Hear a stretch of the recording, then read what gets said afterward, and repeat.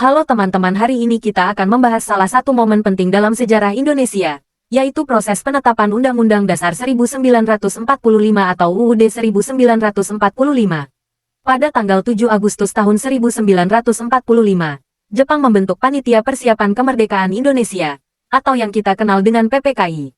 Tugas PPKI adalah melanjutkan pekerjaan dari Badan Penyelidik Usaha-Usaha Persiapan Kemerdekaan Indonesia, atau BPUPKI, yang sebelumnya sudah dibentuk. Kemudian, pada tanggal 18 Agustus tahun 1945, PPKI mengadakan sidang pertamanya. Dalam sidang ini, mereka melakukan sebuah keputusan yang sangat penting, yaitu mengesahkan UUD 1945 sebagai konstitusi negara kita. UUD 1945 ini memuat dasar-dasar tata negara yang akan mengatur kehidupan berbangsa dan bernegara di Indonesia, serta mengukuhkan Pancasila sebagai ideologi bangsa kita. Tapi, tidak hanya itu saja. Teman-teman, selain menetapkan UUD 1945, PPKI juga menghasilkan beberapa keputusan penting lainnya. Salah satu keputusan tersebut adalah memilih Soekarno sebagai Presiden pertama Indonesia dan Muhammad Hatta sebagai Wakil Presiden. Selain itu, PPKI juga membentuk Komite Nasional Indonesia Pusat, atau KNIP, yang bertugas untuk membantu dalam pemerintahan. Mereka juga membentuk pemerintah daerah, 12 kementerian, dan 4 menteri negara untuk menjalankan pemerintahan dengan lebih efisien. Tidak hanya di bidang pemerintahan, PPKI juga memikirkan aspek keamanan. Mereka membentuk Tentara Rakyat Indonesia dan Badan Keamanan Rakyat untuk menjaga keamanan dan kedaulatan negara. Selain itu, mereka juga membentuk Partai Nasional Indonesia, yang merupakan salah satu partai politik yang berperan penting dalam sejarah perjuangan kita. Nah, teman-teman, itulah proses penetapan UUD 1945 dan hasil-hasil penting yang dicapai oleh PPKI. Semua ini adalah langkah awal kita menuju kemerdekaan dan berdirinya negara Indonesia yang kita cintai ini. Selanjutnya kita akan membahas tentang makna dan pengertian produk peraturan perundang-undangan. Topik ini penting karena berkaitan langsung dengan bagaimana negara kita diatur dan bagaimana kita sebagai warga negara hidup berdampingan. Pertama-tama, perlu kita pahami bahwa sebuah negara yang disebut negara hukum harus memiliki konstitusi, atau Undang-Undang Dasar UUD. UUD kita adalah UUD Negara Republik Indonesia tahun 1945. Konstitusi ini sangat penting karena berfungsi sebagai pembatas kekuasaan. UUD membatasi kekuasaan pemerintah agar tidak bertindak sewenang-wenang. Perlindungan HAM. UUD menjadi dasar perlindungan hak asasi manusia bagi setiap warga negara. Dasar penyelenggaraan negara. UUD menjadi pedoman bagi seluruh penyelenggaraan negara, dari tingkat pusat hingga daerah. Nah, UUD 1945 ini menjadi landasan atau payung hukum bagi pembuatan peraturan-peraturan lainnya yang ada di bawahnya. Inilah yang disebut produk peraturan perundang-undangan. Tapi, apa sebenarnya pengertiannya? Mari kita lihat beberapa pendapat para ahli. Bagirmanan, 1987, beliau mendefinisikan peraturan perundang-undangan sebagai setiap putusan tertulis yang dibuat, ditetapkan, dan dikeluarkan oleh lembaga atau pejabat negara yang memiliki fungsi legislatif pembuatan undang-undang, sesuai dengan prosedur yang berlaku. Suhinop 1981, beliau melihat peraturan perundang-undangan dari dua sisi. Pertama, proses pembuatannya, dari undang-undang hingga peraturan terendah, dan kedua, keseluruhan hasil produk peraturan tersebut. A. Hamid S. Atamimi 1990, menurut beliau, peraturan perundang-undangan adalah semua aturan hukum yang dibentuk oleh lembaga negara di berbagai tingkatan, dengan prosedur tertentu, biasanya disertai sanksi, berlaku umum, dan mengikat rakyat. Lalu, bagaimana UU No. 12 tahun 2011, yang telah diubah dengan UU No. 13 tahun 2022, mendefinisikannya? UU ini menjelaskan bahwa peraturan perundang-undangan adalah peraturan tertulis yang memuat norma hukum yang mengikat secara umum dan dibentuk oleh lembaga negara atau pejabat berwenang melalui prosedur yang telah ditetapkan. Kesimpulannya, kita bisa katakan bahwa peraturan perundang-undangan adalah dokumen tertulis yang dibuat oleh lembaga atau pejabat yang berwenang, seperti DPR, DPRD, Presiden, dan Gubernur. Sifatnya mengikat dan harus ditaati oleh seluruh warga negara. Jadi, teman-teman, memahami produk peraturan perundang-undangan ini sangat penting. Ini adalah dasar dari kehidupan bernegara kita, yang menjamin ketertiban, keadilan, dan perlindungan bagi kita semua. Selanjutnya kita akan membahas tentang hierarki peraturan perundang-undangan. Bayangkan sebuah bangunan yang kokoh. Bangunan itu tidak akan berdiri tegak jika pondasinya tidak kuat dan teratur. Begitu pula dengan sistem hukum kita. Ia butuh struktur yang jelas dan tertib agar berfungsi dengan baik.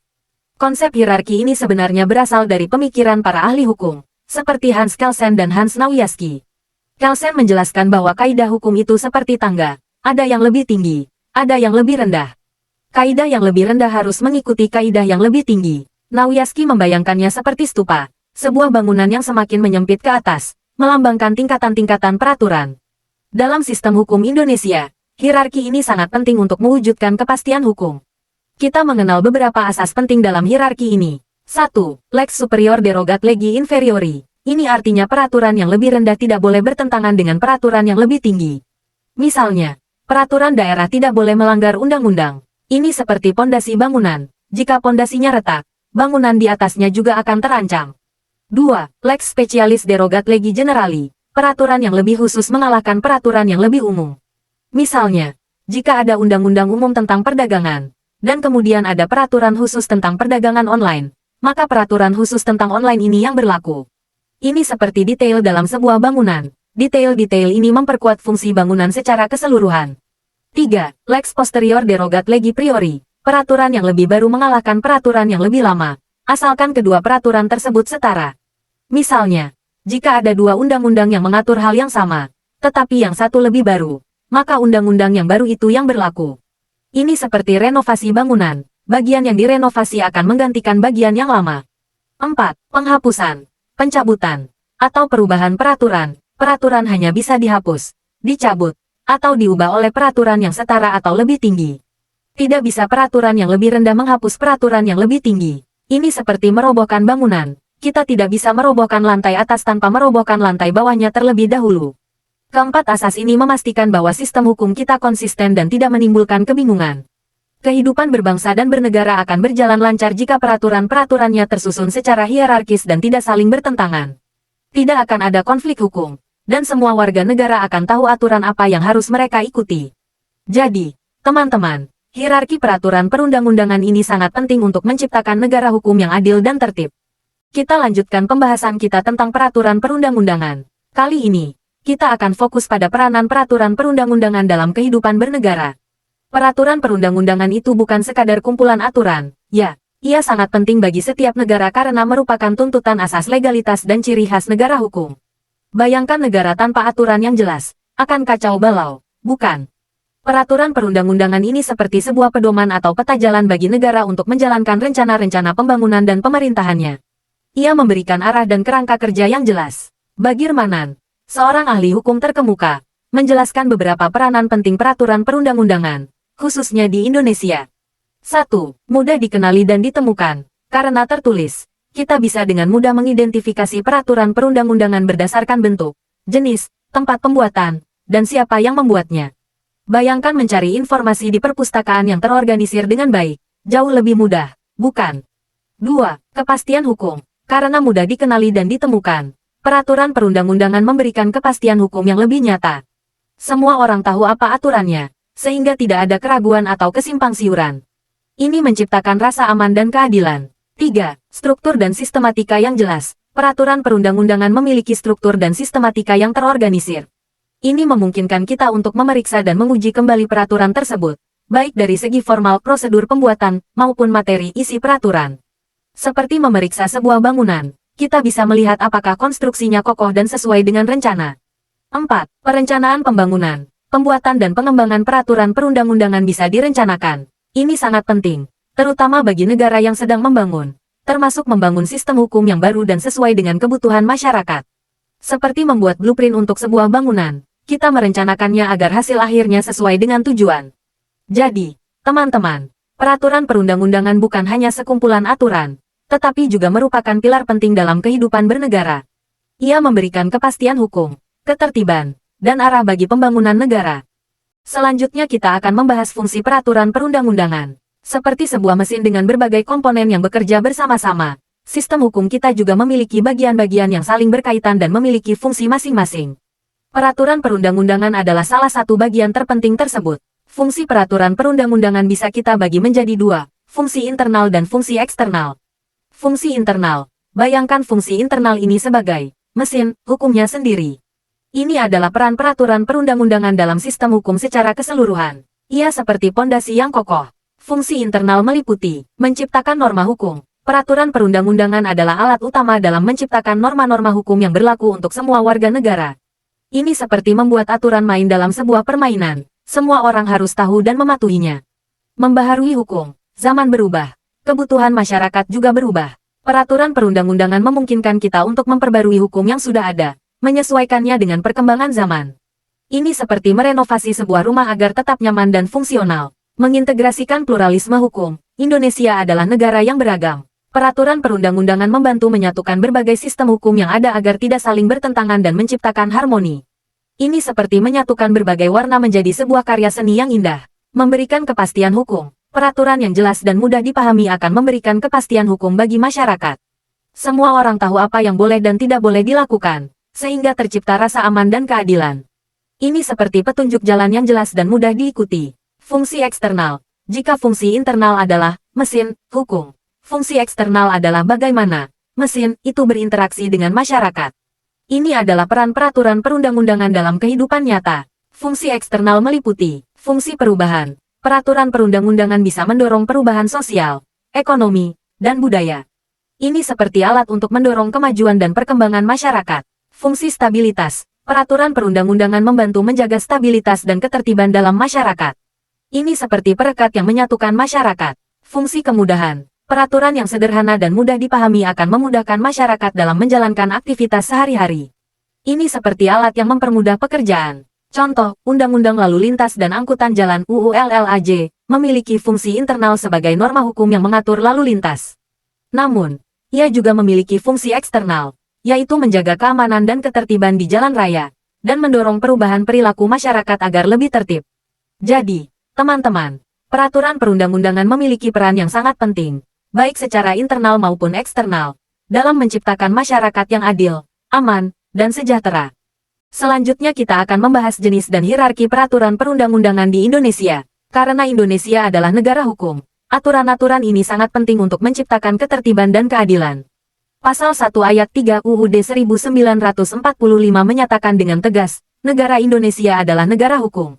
Ini berarti semua aktivitas pemerintahan dan kehidupan bernegara harus berdasarkan hukum. Untuk mencapai kondisi negara hukum yang ideal, kita perlu sistem hukum yang terstruktur dan jelas. Sistem ini diwujudkan dalam bentuk hierarki peraturan perundang-undangan. Hierarki ini seperti sebuah piramida. Aturan di puncak memiliki kekuatan hukum tertinggi, dan aturan di bawahnya harus sesuai dengan aturan di atasnya. Sejarahnya, pengaturan jenis dan hierarki peraturan perundang-undangan di Indonesia telah mengalami beberapa perubahan. Peraturan-peraturan yang pernah berlaku, seperti Ketetapan MPRS No. XX MPRS 1966, Ketetapan MPR No. II MPR 2000, dan UU No. 10 tahun 2004, memiliki perbedaan dalam menjabarkan hierarki tersebut. Namun, saat ini, UU No. 12 tahun 2011 yang telah diubah dengan UU No. 13 tahun 2022 menjadi acuan utama. Mari kita lihat hierarki menurut UU ini. Posisi tertinggi, UUD Negara Republik Indonesia tahun 1945. Ini adalah hukum tertinggi di Indonesia. Semua peraturan lainnya harus sesuai dengan UUD 1945. Berikutnya, Ketetapan MPR, Majelis Permusyawaratan Rakyat.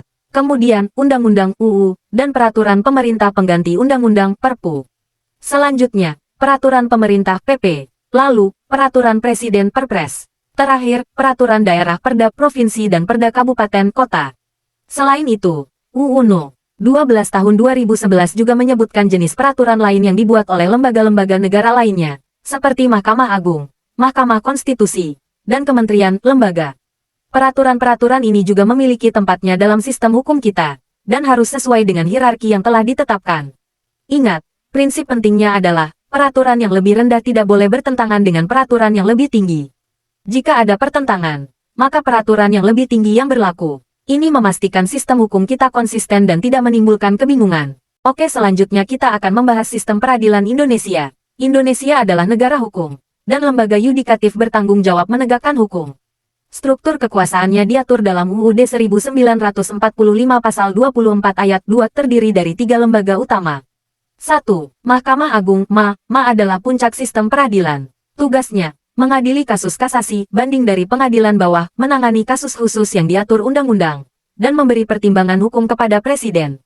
2. Badan Peradilan di bawah MA. terdiri dari berbagai pengadilan yang menangani kasus spesifik. Asteris peradilan umum, kasus pidana pencurian, pembunuhan, dan perdata, sengketa tanah, perjanjian. Asteris peradilan agama, kasus keluarga Islam perkawinan, waris, perceraian. Asteris peradilan militer, kasus yang melibatkan TNI. Asteris peradilan tata usaha negara TUN, sengketa antara warga negara dan pemerintah.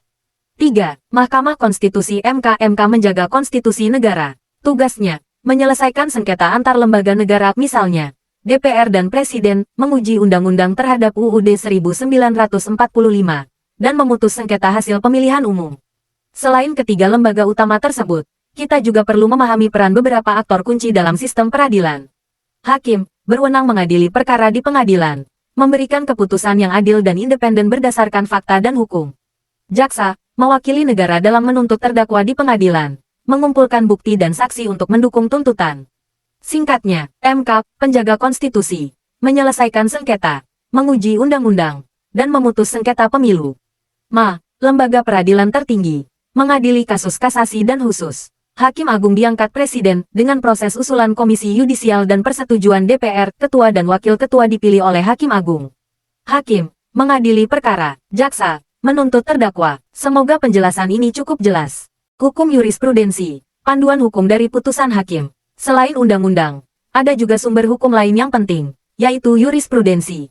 Yurisprudensi adalah kumpulan putusan hakim yang sudah berkekuatan hukum tetap, artinya, putusan tersebut sudah tidak bisa digugat lagi, dan dijadikan pedoman bagi hakim lain dalam memutuskan perkara yang serupa. Bayangkan seperti ini, jika ada kasus yang mirip dengan kasus yang sudah diputus sebelumnya, hakim dapat merujuk pada putusan tersebut sebagai pedoman.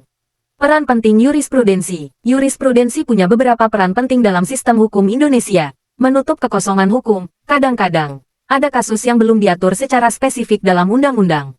Dalam situasi seperti ini, yurisprudensi dapat memberikan pedoman bagi hakim untuk memutuskan perkara tersebut. Memberikan kepastian hukum. Yurisprudensi yang konsisten artinya, putusan hakim yang serupa untuk kasus yang serupa, memberikan kepastian hukum bagi masyarakat. Masyarakat menjadi lebih mudah memprediksi bagaimana hukum akan diterapkan dalam kasus-kasus tertentu. Mendorong pembaharuan hukum. Yurisprudensi dapat menjadi dasar bagi pembaharuan hukum. Jika ada putusan hakim yang menunjukkan kelemahan atau ketidaksesuaian suatu undang-undang dengan perkembangan zaman, hal ini dapat menjadi masukan bagi pembuat undang-undang untuk melakukan revisi. Contoh sederhana, misalnya putusan Mahkamah Agung tentang hak waris anak di luar nikah. Putusan ini menjadi pedoman bagi hakim lain dalam memutuskan kasus serupa di kemudian hari. Hukum formil. Hukum formil adalah hukum yang mengatur cara atau prosedur bagaimana hukum dibuat, diterapkan, dan ditegakkan. Berbeda dengan hukum material, yang mengatur isi atau substansi hukum. Hukum formil lebih fokus pada bentuk dan proses hukum. Contoh hukum formil, undang-undang. Hukum formil mengatur bagaimana undang-undang dibuat, disahkan, dan diubah. Prosedur peradilan. Hukum formil mengatur bagaimana proses persidangan dijalankan, mulai dari tahap penyidikan hingga putusan pengadilan. Peraturan Mahkamah Agung Perma, hukum formil mengatur bagaimana Mahkamah Agung menjalankan tugasnya dalam menegakkan hukum, seperti aturan tentang persidangan elektronik. Intinya, hukum formil adalah kerangka atau aturan main dalam sistem hukum. Ia memastikan bahwa hukum dibuat dan diterapkan secara adil, transparan, dan sesuai dengan prosedur yang benar. Hukum kekayaan. Peraturan hukum yang mengatur tentang hubungan hukum yang dapat dinilai dengan uang disebut hukum kekayaan. Hukum kekayaan adalah bagian dari hukum perdata yang mengatur hubungan hukum yang memiliki nilai ekonomis dan dapat dinilai dengan uang. Contoh hubungan hukum yang diatur dalam hukum kekayaan. Perjanjian jual-beli, sewa-menyewa, pinjam-meminjam, hak kekayaan intelektual, hak cipta, paten, merek dagang, warisan, pembagian harta warisan, hutang piutang, hubungan antara kreditur dan debitur. Hukum kekayaan bertujuan untuk mengatur hubungan hukum yang berkaitan dengan harta benda dan nilai ekonomisnya, sehingga tercipta keadilan dan kepastian hukum dalam transaksi ekonomi. Selanjutnya kita akan membahas tentang pembentukan peraturan perundang-undangan di Indonesia. Pengertian dan asas. Peraturan perundang-undangan adalah aturan tertulis yang dibuat oleh lembaga negara atau pejabat yang berwenang. Aturan ini mengikat semua orang di Indonesia dan bertujuan untuk mengatur kehidupan masyarakat. Pembentukan peraturan perundang-undangan harus berdasarkan asas formal dan asas material. Asas formal. Asas formal mengatur tentang prosedur pembuatan peraturan perundang-undangan. Artinya, aturan ini harus dibuat dengan mengikuti langkah-langkah yang benar dan sesuai dengan hukum. Misalnya, undang-undang harus dibuat oleh DPR dan disetujui oleh Presiden. Asas material. Asas material mengatur tentang isi dari peraturan perundang-undangan. Artinya, isi aturan harus sesuai dengan nilai-nilai Pancasila dan tidak boleh bertentangan dengan UUD 1945. Ada beberapa asas material penting, yaitu 1. Asas terminologi dan sistematika yang benar, artinya, bahasa yang digunakan harus jelas, mudah dipahami, dan sistematika penulisannya harus teratur. 2. Asas dapat dikenali, artinya, peraturan perundang-undangan harus mudah ditemukan dan diakses oleh masyarakat.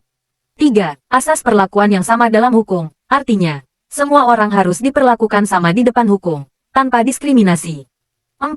Asas kepastian hukum, artinya, peraturan perundang-undangan harus jelas, pasti, dan tidak berubah-ubah secara tiba-tiba. 5. Asas pelaksanaan hukum sesuai dengan keadaan individual, artinya, peraturan perundang-undangan harus dapat diterapkan secara fleksibel sesuai dengan kondisi dan situasi masing-masing orang. 6. Asas harus menghormati harapan yang wajar, artinya, peraturan perundang-undangan harus dibuat dengan mempertimbangkan harapan dan kepentingan masyarakat. Proses pembentukan peraturan perundang-undangan. Proses pembentukan peraturan perundang-undangan di Indonesia dimulai dari tingkat tertinggi, yaitu Undang-Undang Dasar Negara Republik Indonesia tahun 1945. Kemudian, ada ketetapan Majelis Permusyawaratan Rakyat, yang merupakan aturan yang dibuat oleh MPR. Berikutnya, ada undang-undang dan peraturan pemerintah pengganti undang-undang, yang dibuat oleh DPR dan Presiden. Di bawahnya, ada peraturan pemerintah, yang dibuat oleh Presiden. Kemudian, ada peraturan Presiden, yang dibuat oleh Presiden untuk mengatur hal-hal tertentu. Di tingkat daerah, ada peraturan daerah provinsi, yang dibuat oleh DPRD provinsi, dan peraturan daerah kabupaten kota, yang dibuat oleh DPRD kabupaten kota. Kesimpulan, pembentukan peraturan perundang-undangan di Indonesia merupakan proses yang kompleks dan melibatkan berbagai lembaga negara. Tujuannya adalah untuk menciptakan aturan yang adil, jelas, dan bermanfaat bagi seluruh masyarakat Indonesia. Selanjutnya kita akan membahas sedikit tentang hubungan antar peraturan perundang-undangan di Indonesia. Sistem hukum kita kompleks, jadi penting untuk memahami bagaimana berbagai peraturan saling berkaitan. Kita akan fokus pada 3 poin utama. 1. Permasalahan antar peraturan perundang-undangan. Bayangkan kita punya banyak peraturan, seperti undang-undang, peraturan pemerintah, dan peraturan daerah. Kadang-kadang, peraturan ini bisa saling bertentangan atau tumpang tindih. Ini menimbulkan masalah karena orang bingung peraturan mana yang harus dipatuhi. Contohnya, mungkin ada peraturan daerah yang bertentangan dengan undang-undang nasional. Inilah yang disebut permasalahan antar peraturan. Menyelesaikan masalah ini membutuhkan analisis hukum yang cermat. 2. Keselarasan peraturan perundang-undangan. Untuk menghindari masalah di atas, kita perlu memastikan semua peraturan saling selaras. Artinya, peraturan yang lebih rendah misalnya, peraturan daerah tidak boleh bertentangan dengan peraturan yang lebih tinggi misalnya, undang-undang. Menjaga keselarasan ini penting untuk menciptakan kepastian hukum dan mencegah kebingungan. Prosesnya melibatkan harmonisasi dan sinkronisasi berbagai peraturan. 3. Menganalisa peraturan perundang-undangan. Karena banyaknya peraturan, kita perlu memiliki kemampuan untuk menganalisa peraturan perundang-undangan. Analisis ini membantu kita memahami isi, maksud, dan konsekuensi dari setiap peraturan. Analisis yang baik juga membantu kita menemukan potensi konflik antar peraturan dan mencari solusi untuk menciptakan keselarasan. Ini memerlukan pemahaman mendalam tentang hukum dan keahlian interpretasi teks hukum. Jadi, intinya, sistem perundang-undangan di Indonesia membutuhkan manajemen yang baik untuk menghindari konflik dan memastikan keselarasan antar peraturan. Kemampuan menganalisa peraturan hukum sangat penting untuk mencapai hal tersebut. Semoga penjelasan singkat ini membantu pemahaman kalian. Selanjutnya kita akan belajar tentang perilaku yang sesuai peraturan di berbagai lingkungan. Kita semua harus berperilaku baik, bukan hanya di rumah, tapi juga di sekolah, masyarakat, dan negara. Lingkungan keluarga, di rumah, kita harus sopan dan santun, berbicara dengan hormat kepada orang tua dan anggota keluarga lainnya. Menjaga nama baik keluarga, bertindak yang terpuji agar keluarga kita dihormati. Menggunakan fasilitas keluarga dengan tertib, jangan merusak barang-barang di rumah. Menjauhi perilaku buruk, jangan berbohong, mencuri, atau melakukan hal-hal yang merugikan diri sendiri dan keluarga. Mematuhi nasihat orang tua, mendengarkan dan mengikuti saran orang tua. Lingkungan sekolah, di sekolah, kita harus disiplin, tepat waktu, mengerjakan tugas, dan mengikuti aturan sekolah. Berpakaian rapi, memakai seragam sesuai aturan, tekun belajar, rajin belajar dan berusaha meraih prestasi, menjaga kebersihan, membuang sampah pada tempatnya dan menjaga kebersihan sekolah, berperilaku baik, sopan, santun, dan tidak merokok, mengerjakan pekerjaan rumah, menyelesaikan tugas-tugas sekolah dengan bertanggung jawab. Lingkungan masyarakat. Di masyarakat, kita harus tidak berbuat onar, menghindari tindakan yang mengganggu ketertiban umum, menghormati adat istiadat, menghormati budaya dan kebiasaan setempat, menjaga nama baik masyarakat, bertindak yang terpuji agar masyarakat kita dihormati.